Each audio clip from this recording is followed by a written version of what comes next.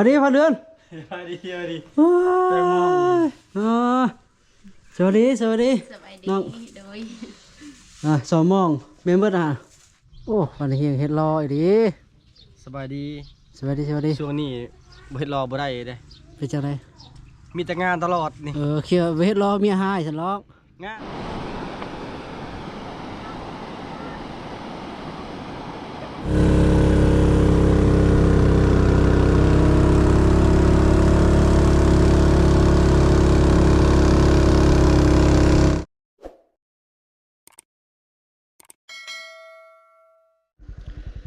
กับทักทายสวัสดีพ่อแม่พี่น้อง14ทุกท่านเข้ามาตามรับชม2,000ใหม่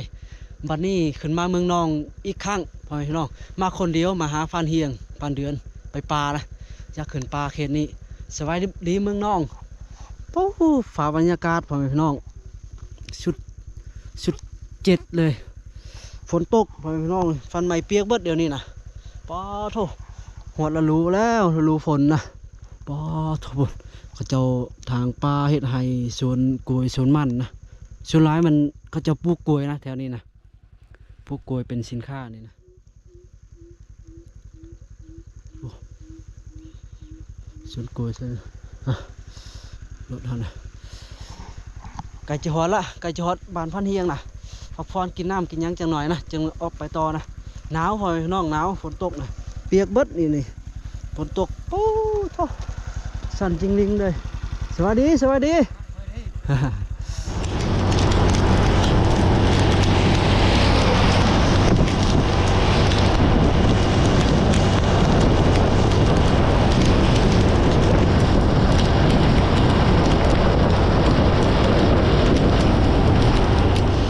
ไปพอน้องด้วยโอ้ใจยานขนาดนี้รถมันเป็นผู้แกน่าเป็นผู้นะ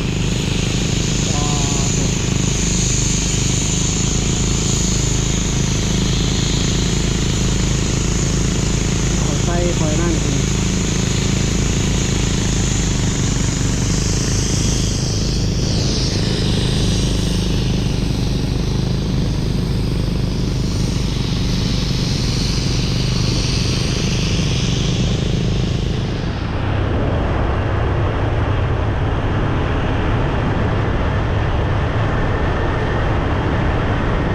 อากาศดีเกินไปพอไหมพี่น้องฝนตกนะโอ้โหพี่ดึกเดี๋ยวเป็นภูเขาเป็นน้ำหมอกน้ำอย่างตก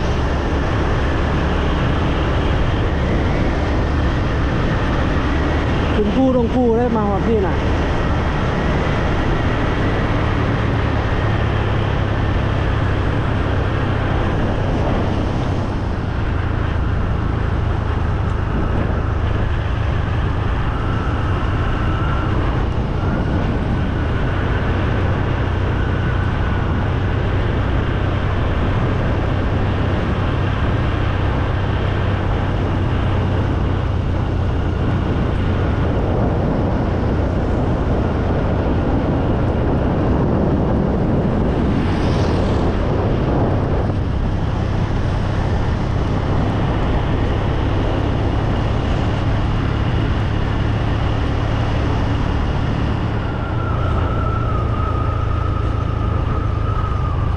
ทางแบแล้วนะพ่อแม่น้องจะไปซื้อนะฮอดเสียโปนเลย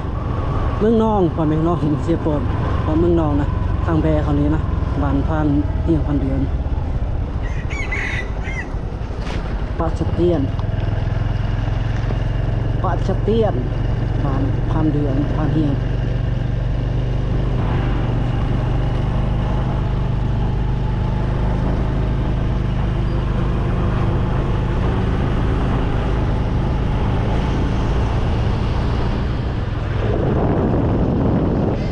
วานแกงดินนะพ่อแม่น้อง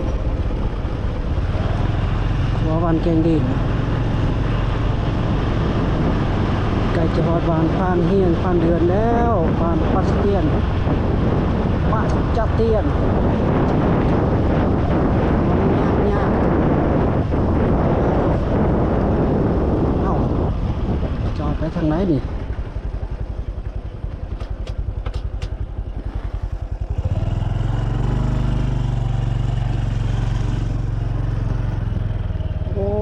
ว เฟ่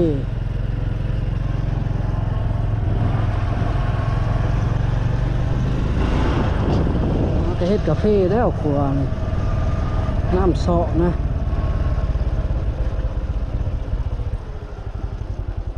ต้องทำไร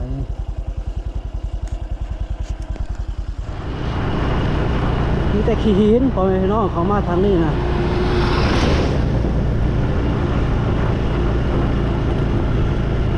รถโยกตลอดนะ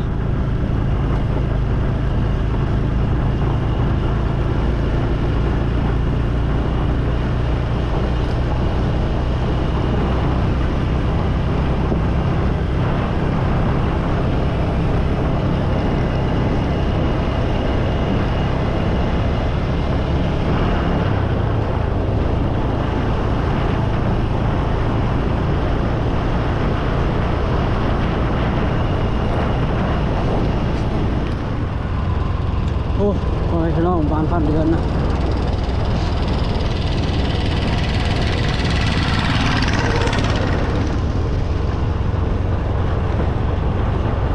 ลงไปเกินไปแล้วได้นี่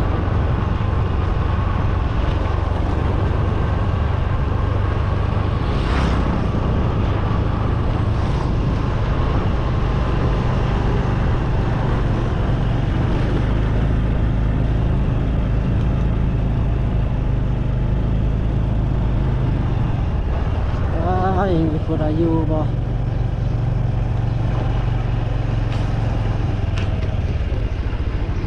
แล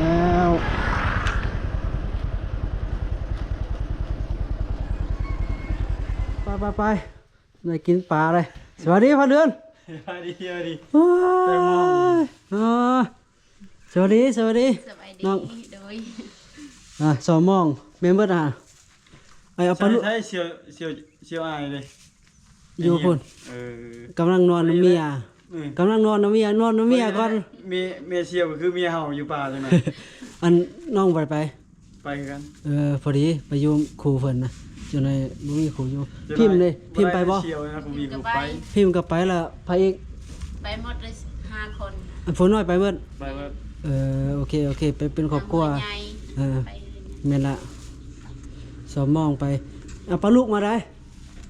พอดีใส่เบ็ด ใส่เบ็ดปลาลูกมา งามบ่ สิปลายโต ไปตัดเอง แกมือก่อนฝันเดือนว่านะมาไปนอกแกมือก่อนแล้วจึงออกไปเนาะฝันเดือนเนาะล้นล่ะ มาแล้วได้เช้านี่ มัน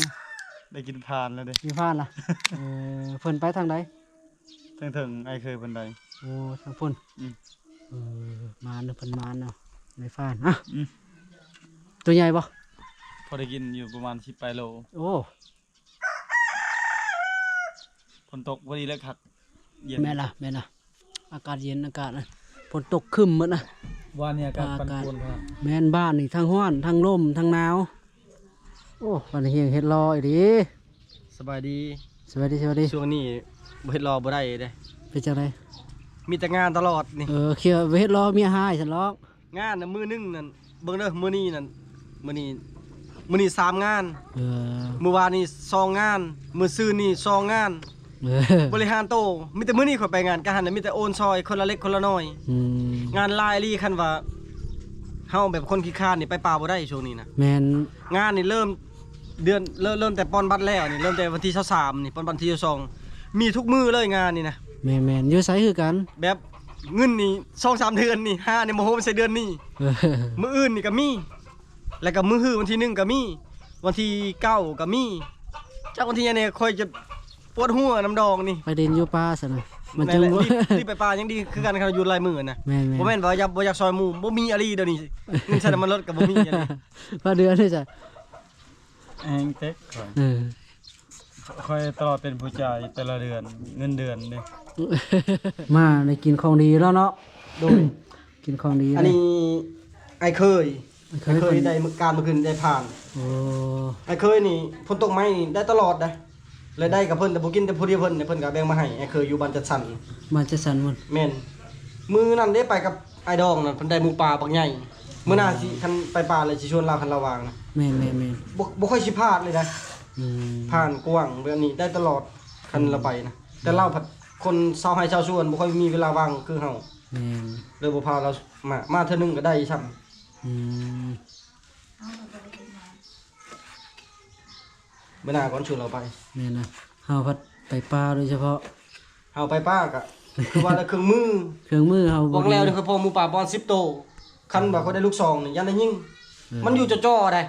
มันแบบว่ามันแตกตื่นเลยเขาคิดว่ามันสิหนีมันก็อยู่ซ้ำประตูเฮือนนี่แหละฮักมันจะแจ้งแล้วมันบ่ได้ไฟฉาย มาฮอดก็ได้กินอาหารดีเนาะ แม่นมาได้บัดนี้ ซีนผ่านซี เติ น มเต็ม เก่ง ก่อน อ๋อ แต่ละเทื่อนี่คันว่าเขามีอาหารแล้วเขาไปป่าเขาก็มาอีกเด้ โอ้ แล้วเขามีอาหารอยู่เรือน อ๋อขอไปแล้วขอกินข้าวก่อน มาเด้อมากินน้ำกัน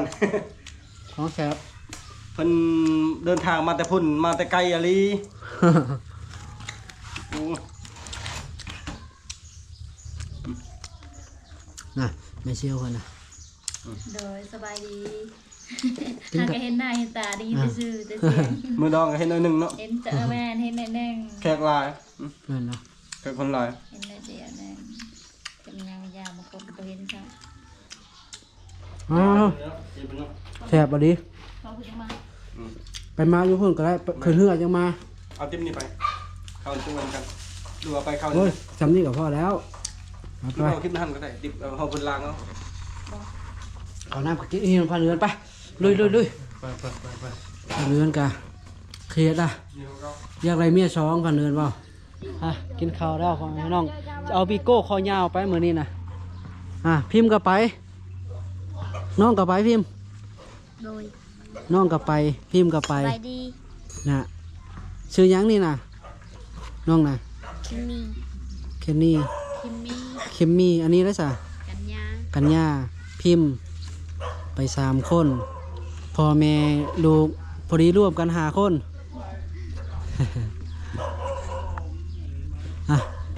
เกียมเครื่องเกียมของครบเลยออกไปนะเครื่องของหลายเลยว้าโธ่วิโก้นี่คือว่าเต็นแห้งแท้วิโก้พันเดือน สงสัยเราซอมันเทแล้วซกมันเทแล้ว เนี่ยมันหักนะพันเดือนเป็นคนเป็นซูเปอร์ได้คนขับคือเก้าแล้วก็น้องสาวเมียเพิ่นนะน้องเพิ่นนะโอ้ไปเป็นครูเนาะพันไม่บ่มีครูเหงาแล้ว ข่อยกับไอ้ต้นเจ้าอยู่ข่อยนะนอนก็บ่พิมพ์ นอนกับบ่าวพิมพ์เนาะ แม่น นะบ่มีครูก็มีอยู่นี่นะ บ่พิมพ์บ่ต้นใจกันนะพิมพ์มา ไปกัน8 คนรอบนี้นะติดตามมือว่าสิมานหยังนะคันไม้สายเดียวมาแต่พุ่นและมาแต่บานพุ่นนะกำลังเดินทางไปลงเรือนะลงเรืออยู่แกงดินคือเก่าโอ้มาหอดแกงดินละแกงดินหอดแกงดินแล้วโอ้ยน้ำธรรมศาสตร์งามขนาดพ่อแม่พี่น้องโอ้มาแต่ละเถื่อน้ำบริลงซ้ำนี่ได้เดี๋ยวนี้ป้าโชน้ำบกหลายนะเขาเจ้าปล่อยอันน้ำปล่อยลงเขื่อนนะน้ำเก็บเขาเจ้าปล่อยลงไฟผ้ามันน้ำบ่พอเขาเจ้าก็เลยปล่อยนะก็บ่เข้าใจคือกันผ่านเฮียงว่าเขาหากระปล่อย2 ทิศหากระได้เรือนี่ได้แต่เก่าน้ำยังอยู่เทิงพี่ได้น้ำหากระบกเลยเป็นเดือน1 เดือนปลายนะ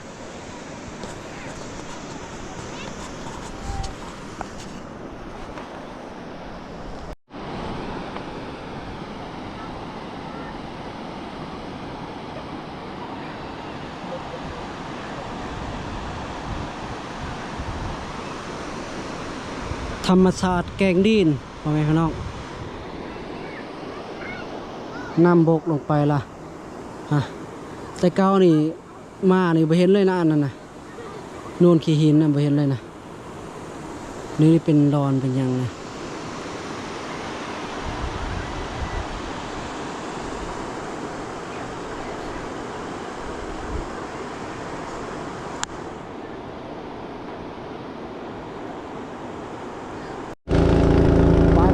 ไปกำลังออกเดินทางนะเราจะแกงดินซุปเปอร์บ้านเฮียงไปลุยจักสิไรกินหยังมาแรงนี่นะ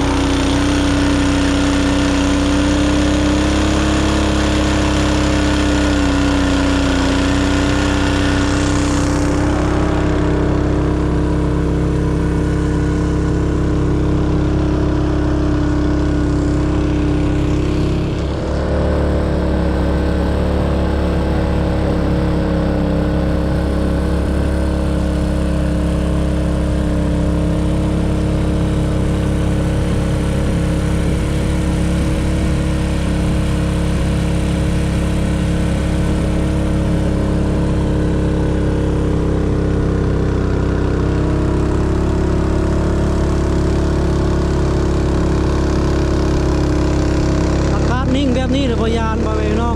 น้ำหมดบนเองนะบ่มีลมนะ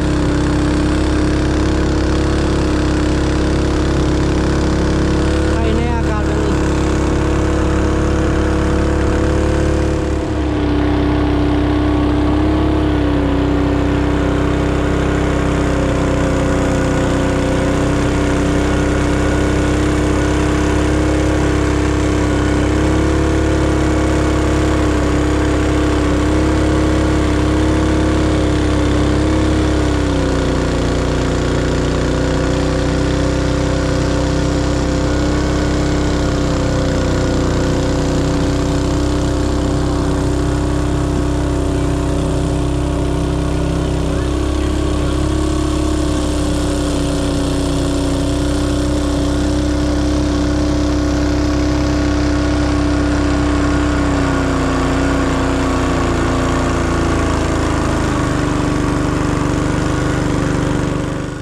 จุดผักเครือแล้วนะ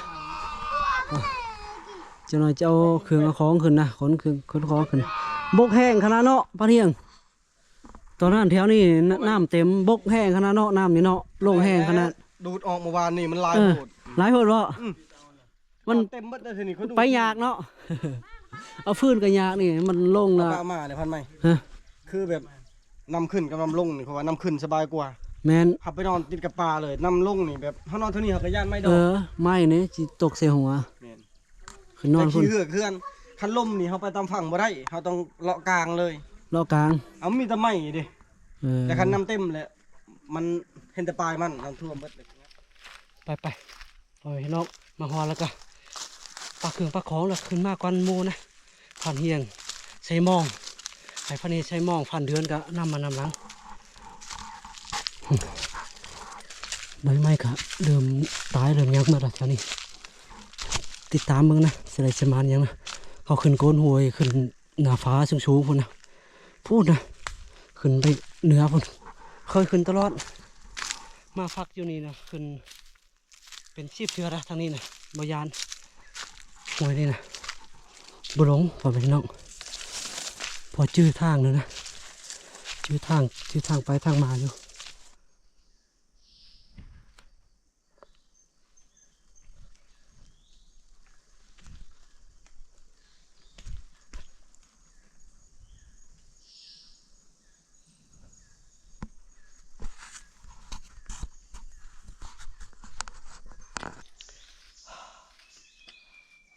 มากระมานพอเป็นน้อง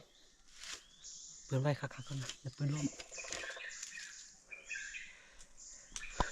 มันกระลอกแล้วโอ้ยเปิดไว้จะลมกระลอกอยู่นะตัวนะไปไปใส่อาหารนะอาหารแรกนะโอ้กระลอกตัวใหญ่นะกระลอกเบากระลอกเบาพอเป็นน้องเฮ้ยมึงแต่เลือดมันเนี่ยเห็นบ่หาง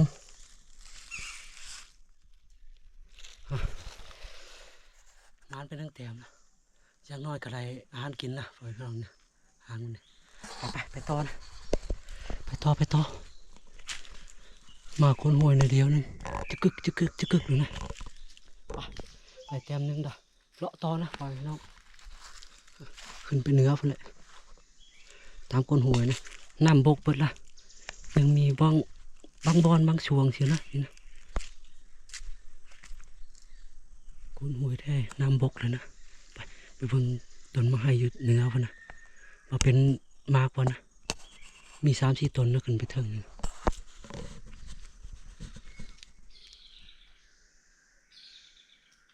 กระแตพอไหมพี่น้องตัวไปเห็นมันนะอยู่เทือกแพงนะเสียงนกห้องอยู่เหนือพุ่นนะเสียวสะอยู่นะ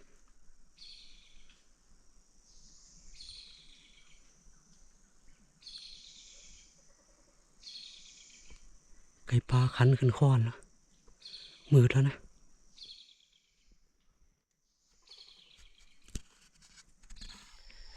ไปพอแม่พี่น้องการกลับลงไปก่อนนะคำมืดละขึ้นมากับป้าโทษไก่เติบพอแม่พี่น้องนี่ตามอันนี้ขึ้นมานะมาให้พอแม่พี่น้องเลย เป็นแล้วนะตัวบริไกลเลยนะนี่ต้นมันนี่นะต้องหอยไก่หอยยามาสะกินนะนี่จะมาจอบแต่เช้านะบริไกลจะแคมมาบริไกลเลยประมาณ400 เมตรนะนกเป่าสมพอร้องอู้อยู่นี่ต้นมันอยู่นี่นะจะได้ฟันเหือดเดินมันบ่ ยอมไหมไปบริไกล ไปบริไกล บริพอมากทำ มืดก่อนเนาะ ได้ยินแต่เสียงไก่เสียงนกนั่นแหละได้บางตัวหนึงบางหน่อย บางหน่อยตัวหนึ่งพอดี และเห็ดลาบ กระรอกตัวหนึ่ง โอเคโอเค เห็ดลาบใส่กัน เห็ดลาบแต่ว่า โอ้ บ่ใส่เกลือเลย ไม่ใช่เกลือบ่ ใส่ พอได้นี่นะ เกลือ พันเที่ยง บ่ของน้องเบัดสอง เออ ให้เจ้านอนกับบ่พิมพ์ก็ได้ ใช่เจ้านะพัน หน้าเปรย์หัดอยู่ตรงเปรย์ คอยกันนอนพุ่นแล้วนอนเปรย์เอา ก็ได้กิน จะได้พิมพ์ ลืมเอามาเกลือ พิมพ์จังไรโว้ยมีสัญญาณบริเฮ็ดหยังเลยเนาะ ใส่หม้อให้ได้สิ ฮะเนี่ยหิวข้าวละลูกนะมาพันเดือนกับอะไรเตรียมหนึงเข้ากับอะไรเตรียมหนึงนะกระดอกนะพันเดือนลืมหยังก็ ลืมเกลือ ลืมเกลือ ขนาดเอาเมียครัวยังลืมเกลือ หาอันถ้าเขาเจ้ามาน่ะโทรบอกเขาเจ้าเอาเกลือมาให้เนี่ยมีไฟมาน่ะ เออ เขาเจ้ามาโทรบอกเขาเจ้าหาซื้อเกลือซื้อหยังมาให้เนี่ยบอกที่อยู่เขาเจ้าฉันโอ้ยบ่รอดแน่เนาะพิมพ์เนาะ กินกันยา กันยาเนาะ บ่รอด กินหยังลูกนี่น่ะ กุ้ง โอ้ แม่ กินกุ้ง เพิ่ไป นี่หิวข้าว ปลาขาว ปลาหยังอันนั้นอยู่ไหน อันนี้ปลาอันนั่นแหละ ปลา เจ้ามาแล้ว คือบ่อันแบบเอาไว้อยู่ในเหือแช่น้ำปะให้มัน ยันไปเหยียบ โอ้ยคอยหักเบิดแล้วเงียงมันโอ้ยมานปลาสกางปลาขาวนะ คาด โอ้ ไปงัว ปลา คด เนาะ มะเผ็ด ปิงปลาแซ่บ คาดเกลือนี่ไม่ไหม้เลย อยู่ตลอด สดๆเลย ๆสด อะไร ได้บ้าง จะได้บ้างโอ้บอกบางน้อยหรือบางใหญ่ บางน้อย บางน้อยบางตอง ๆโอ้ ย ยเบิ่ง นี่นะพันห้อง โอ้ยังเป็นบ่นี่นะ แซวเนาะ เห็นยังตัวนี้นะใส่ตู้ไว้ ใส่ตู้ปลาปิงอันนี้นะ ตอนนี้ปี บ่ได้ปะแล้วเอาเดินกิน ที่ว่าถืออันจับเอาออกนะ เอาเดินเก็บท้อง อ๋อโถเป็นตาแสบเลยนี่ ยินให้น้องกินนะ ปิ้ พี่ งปลาปิ้ง ไป ปลา ใส่ลมไหน น้องยอมรับแต่ว่าน้องลืม ปิ้งปลาปิ้งปลาบ่มีเกลือมีแต่อัน ใส่กาแฟเอาป่ะ ฮะ ปิ้งปลาใส่กาแฟเอา ใส่อันกาแฟบ่ จะกล้ากินเลยว่าใช่ปลาแดกดีกว่า ใส่ปลาแดก ปลาแดก พอแล้วปิ้งปลาสะก้างตัวบ่ได้ใหญ่เนาะ พอดีกิน พอดีกิน แบบว่าพอดีปิ้งพอดีปี้อะนะ มักตัวสัมภามือนี่นะกลางมันสิบ่ลายปานใด โอ้ยชุบบ่ไม่ใช่ชุบเห็ดชุบเห็ดชุบเห็ดพี่มือไม่เชียวชุบเห็ดพันเที่ยงแซ่บอยู่วะกะบ่าบ่มีเกลือนี่บ่มีเกลือบ่ บ่แม่นบ่แทบเขาบ่ทันชิน อืม ไม่ให้แกเป็นดอกอยู่ อ๋อดูปิ้ง ไม่ ป ได้ ลา นั่น นะ เลย ครับโอเคนะอ่ะกระรอกเห็ดขัวกระรอกปะนะใครมีน้ำแข็งน้ำก่อนเนาะขัวแล้วก็เข้าไปในหัน ลองมึงปลาสีละนอง เอา กับ เชียงตูเนาะ ปลาอาสะพรแซ่บคือกันบ่ปลาดุกอาสะพร ซุปเห็ดแล้วก็ปิ้งปลาเบิดเท่านี้แหละ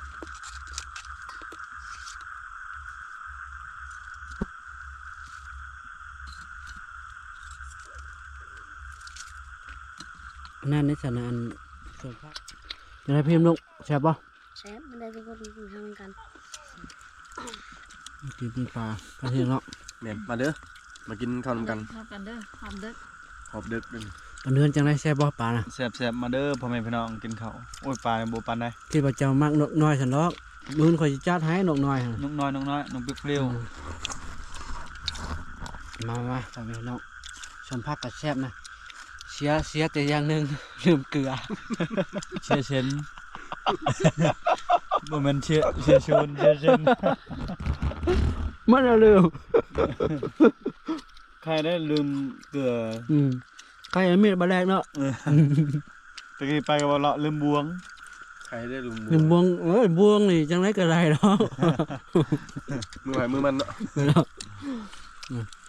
มือมันชุบเห็ดชมพัก ไก่สุเผ็ดได้ปลาสุปลา แล้วก็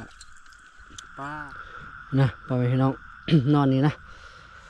เขาฟันเฮียงฟันเดือนนอนเต้นนะส่วนพันไม้นอนเปคือเก่าบ่มักนอนเต้นนะบ่แม่นพี่น้องมักนอนเปแล้วก็ลังฟืนลังไฟเส้นนี้นะบ่ได้เอาผ้าห่มมาเด้ลังไฟใส่ก็โอ้ยอุ่นแล้วสำนี้ก็อุ่นแล้วนะโอ้พี่น้องอย่าแต่ไม้แล้วมันทึมลงสิโยขับหัวกันได้ฮะพ่อแม่พี่น้องสำหรับคลิปนี้กับว่ามีอย่างไรขอขอบใจพ่อแม่พี่น้อง FC ที่เขามาตามรับชมจนจบไปก็ทุกคนพอๆกันวิดีโอหน้าบ๊ายบาย